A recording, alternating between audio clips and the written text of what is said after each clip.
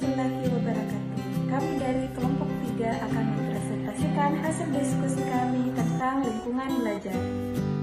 Adapun anggota kelompok dari kelompok 3 yang pertama Elma May Veronica, Muhammad Rais, Fitri Ramadhani, Irwana Nur Sofaa, Restatila, dan Ananda Eka Pratiwi. Silahkan disimak guys.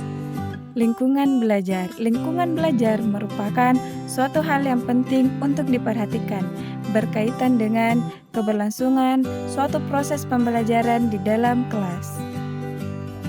Menurut Suproyogi, lingkungan belajar adalah suatu kondisi, pengaruh, serta rangsangan yang berasal dari luar yang memberikan pengaruh pada peserta didik, di mana hal-hal tersebut juga meliputi beberapa hal seperti pengaruh fisik, sosial, dan intelektual.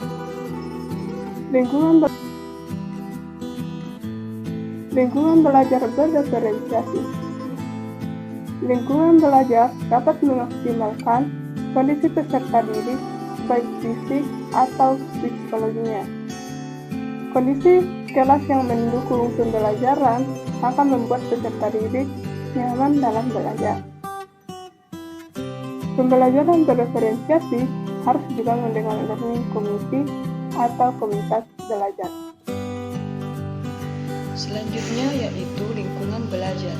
Yang pertama, lingkungan belajar meliputi tata letak pengaturan ruang kelas untuk kegiatan belajar. Yang kedua, pengaturan atau setting ruang kelas disesuaikan dengan berbagai jenis aktivitas kegiatan pembelajaran.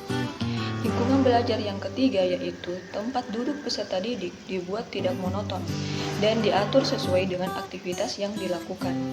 Yang keempat yaitu tempat duduk peserta didik bisa dibuat melingkar, berkelompok, kotak, berbaris, dan berpasangan. Selanjutnya tata letak pengaturan kelas.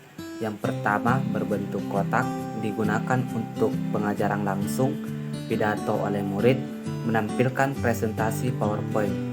Kemudian yang kedua berpasangan, digunakan untuk mempersiapkan tugas bersama, saling mengoreksi PR, menjawab pertanyaan bersama, praktek keterampilan verbal atau percakapan. Kemudian yang ketiga itu berbaris, digunakan untuk bekerja secara individual, pengujian.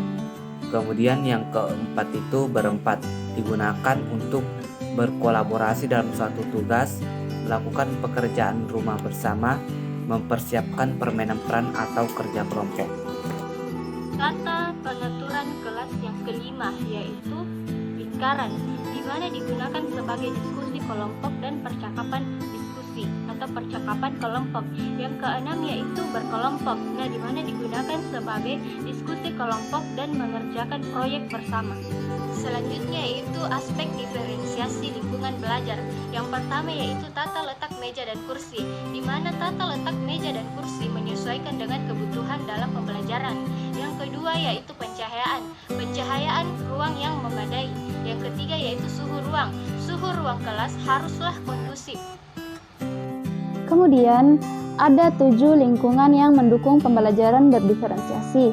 Yang pertama yaitu adalah setiap orang dalam kelas akan menyambut dan merasa disambut dengan baik. Iklim ini bukan hanya dilihat dari sikap dan tindakan guru yang ramah dan menyambut murid, tetapi juga sikap yang ditujukan antar siswa. Yang kedua yaitu setiap orang dalam kelas akan saling menghargai, baik guru, siswa, orang tua, maupun kepala sekolah akan berbagi kebutuhan, perasaan diterima, dihormati, aman, sukses, dan sebagainya.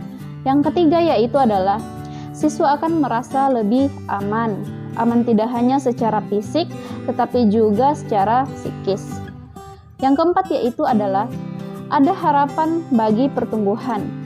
Tujuan pembelajaran berdiferensiasi untuk membantu setiap murid tumbuh semaksimal mungkin sesuai kemampuannya.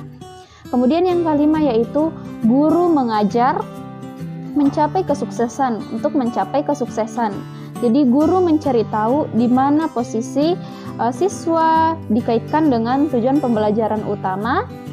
yang ingin dicapai dan kemudian memberikan pengalaman belajar yang akan mendorong siswa sedikit lebih jauh dan sedikit lebih cepat daripada kemampuan mereka saat ini. Kemudian yang keenam adalah ada keadilan dalam bentuk nyata. Dalam kelas yang menerapkan pembelajaran berdiferensiasi, adil berarti berusaha memastikan semua siswa mendapatkan apa yang dia butuhkan untuk tumbuh dan sukses. Kemudian yang ketujuh yaitu adalah siswa dan guru berkolaborasi untuk pertumbuhan kesuksesan bersama. Setiap orang harus mengambil tanggung jawab baik untuk kesejahteraan diri mereka sendiri maupun kesejahteraan orang lain. Itulah penjelasan dari saya. Terima kasih.